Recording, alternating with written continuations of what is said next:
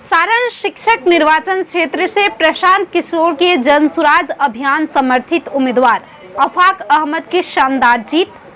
और इस पटकथा में जो रीढ़ की हड्डी और मैनेजमेंट गुरु के रूप में खड़े रहे सारण के एमएलसी इंजीनियर सचितानंद राय, जिन्होंने साफ कहा कि जनसुराज एक अभियान है समाज में बदलाव का, और शिक्षकों ने बिहार को एक संदेश दिया है कि राजनीति का विकल्प अगर साफ सुथरा हो और राज्य के विकास के लिए जाति बंधन और पारंपरिक वोट बैंक के बजाय आम लोगों के शिक्षा स्वास्थ्य के लिए सोच रखता हो, बिहार का कायाकल्प करेगा।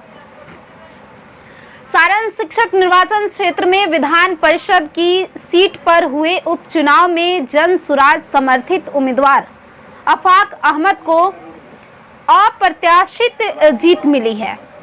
प्रशांत किशोर के जनसुराज अभियान के साथ शुरुआती दिनों से जुड़े आफाक अहमद को इस चुनाव में कुल 3055 मत मिले हैं। केदार पांडे के निधन से खाली हुए इस सीट पर उन्होंने उनके पुत्र और महागठबंधन प्रत्याशी आनंद पुष्कर को 674 मतों से हराया है। इस पूरे उपचुनाव में आफाक अहमद के जीत के सूत्रधार रहे विधान पार्षद इंजीनियर सचितानंद राय ने इसका श्रेय प्रशांत किशोर और उनकी टीम को दिया है। श्री राय ने कहा कि स्वच्छ राजनीति के लिए ये जीत बेहद महत्वपूर्ण है। आइए आगे क्या कहा श्री सचितानंद राय ने, उनसे सीधे जुड़ते हैं।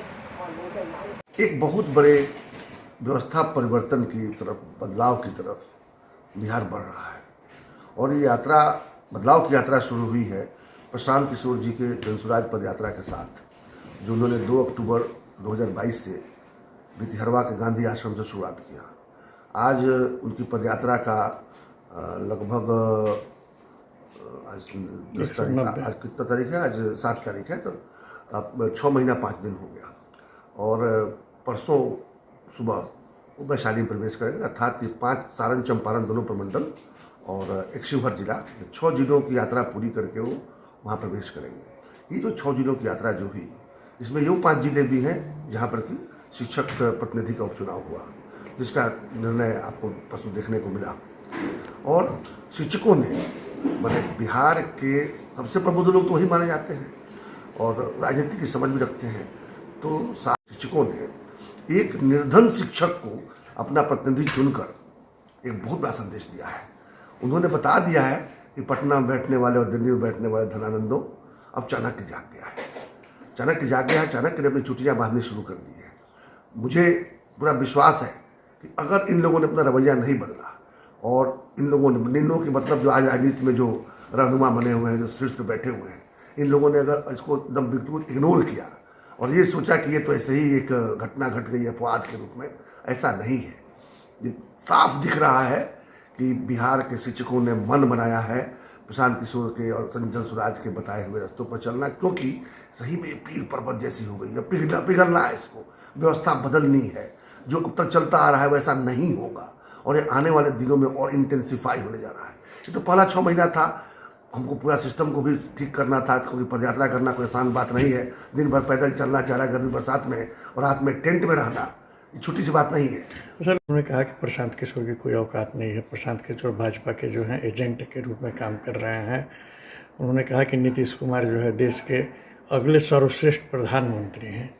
नीतीश कुमार क्या है ये बिहार की जनता को बताने के लिए किसी प्रतिनिधि की जरूरत नहीं है। बिहार की जनता उनके लिए जिन शब्दों का प्रयोग कर रही है, हम लोग गाँव-गाँव जा रहे हैं, आप तो पत्रकार बंधु हैं।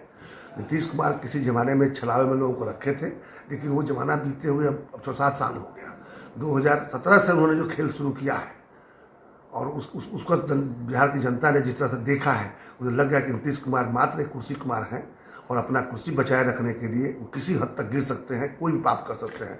प्रशांत जी ने एक ही सवाल पूछा है, प्रशांत जी केवल इतना कह दें और सरकार बना कर रखें ना, तब उप मुख्यमंत्री को केवल क्लीन चिट दे दें कि नहीं वो या उनका परिवार भ्रष्टाचार में लिप्त नहीं था या नहीं है, इतना स्टेटमेंट दे दें और उसके बाद जनता उनको क्या जवाब देती है देख लें। तो इसलिए वीरेंद्र बाबू से बड़े भाई हैं, मित्र हैं और उनकी मजबूरी है कि जिस दल में हैं अपने नेता का गुणगान करना है। और यही बिहार की विडंबना है कि जो भी राजनीति करते हैं वो सब एक या दो अपने रहनुमाओं को शीर्ष पर बैठे हुए लोगों की चापलूसी करने के सिवा कुछ और करेंगे तो राजनीति से उठाकर फेंक दी जाएंगे, जो मेरे साथ करने का प्रयास किया गया था, क्योंकि मैंने चापलूसी करना स्वीकार नहीं किया था। ये दुर्भाग्य है लेकिन सत्य है। अब आते हैं विषय पर, प्रशांत किशोर की क्या औकात है नहीं है ये तो सच्चिदानंद राय की जीत, उनका मैनेजमेंट की नहीं, तो उनको कोई जानकारी नहीं है। इसमें कोई संदेह नहीं कि सच्चिदानंद राय का भी उसमें गिलहरी प्रयास रहा है, लेकिन ये मानकर चलिए कि यह एक जन सुराज जो है एक जन आंदोलन का रूप ले चुका है। किसी को आइडिया ही नहीं है कि कितने हजार और कितने लाख लोग इससे ऑलरेडी जुड़ चुके हैं और संगठन भी बनते जा रहा है। तो ये जरूर है कि आज तो नहीं दिखेगा क्योंकि धरती तो हिल नहीं रही है, लेकिन जब अगला कोई चुनाव आता है, तो मुझे लग रहा है शायद 2024 का लोकसभा का चुनाव होगा, तब लोग अचानक नोटिस देना शुरू करेंगे कि अरे भाई, मैं पता ही नहीं चला कब पैर के नीचे से धरती खिसक गई। अरे होने वाला है, ये मैं कोई वार्निंग नहीं दे रहा हूँ, ये मैं सच्चाई का बयान कर रहा हूँ। जिसको समझ होगी वो आज से समझ लेगा, और अगर समझ नहीं होगी तो उसको मुबारक है। जो 56 इंची सीना वाले प्रधानमंत्री हैं, उनको बिहार के लोगों ने कब जाना था? जब यही प्रशांत किशोर 2012-13 में उनकी कमान संभाले, तो 2014 आते आते हर हर मोदी घर घर मोदी हो गया था। तो बातें ऐसी है, अच्छे दिन आएंगे। कहाँ गए अच्छे दिन बिहार के लोगों के लिए? ये अच्छे दिन का नारा तो दिया था प्रशांत किशोर ने, उसके लिए प्लान भी दिया था अच्छे दिन कैसे आएंगे। देखिए, बिहार अगर विकसित होने लगे, बिहार के बच्चे अगर पढ़ने लगे, बिहार में कल कारखाने लगे, तो गुजरात में तो कल कारखाने बंद हो जाएंगे, सस्ते मजदूर कहाँ से मिलेंगे? मैं एक जस्ट उदाहरण दिया। तो सवाल यह है कि बिहार को गरीब बनाए रखने में, बिहार के बच्चों को अशिक्षित बनाए रखने में, जो पहले कहते थे हम लोग पाश्चात्य देश, अब मैं कहेंगे पाश्चात्य प्रदेश, इन पाश्चात्य प्रदेशों को अगर अपना